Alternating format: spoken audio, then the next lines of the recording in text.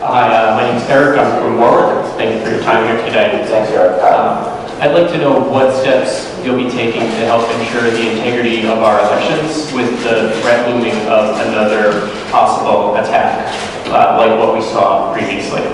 Thanks for your question. Something that should concern all of us, right? Our elections are the cornerstone of our democracy, and we have to have confidence that the elections are free and fair and accurate. In 2016, we were caught off guard, not seeing and expecting the Russians would interfere with our elections in the way, the degree to which they did.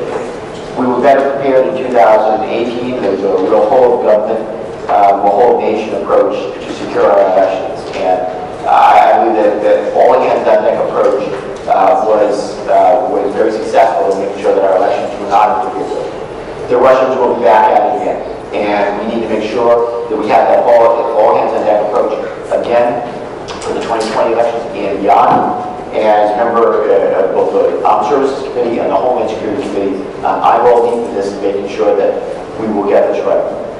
Beyond that, though, in the last Congress, the Congress appropriated approximately $360 million for election security, election secure equipment, making sure that the different states had more secure equipment. That was really a down payment on what we really need to do. In the appropriations process right now, the appropriations bills that I voted in favor of, it will provide another $600 million for election security and equipment and processes.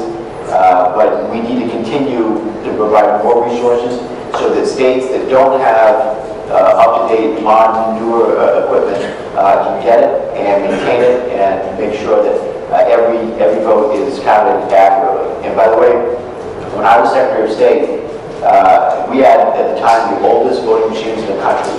They were some 50 years old, those old shoot lever machines, so those of you remember.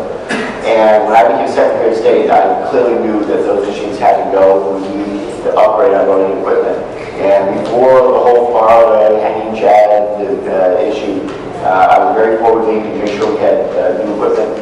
And I like the idea of the modern tablets, but I can never get over the fact that we also have to have a way to verify the vote, and you need the hard copy paper ballot itself to verify.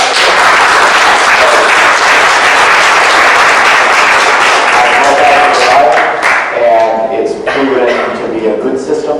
I know our Secretary of State just upgraded the equipment that I had brought in, so after 20 years it was time to get newer, more modern equipment. I applaud Secretary Langevin for getting new machines in.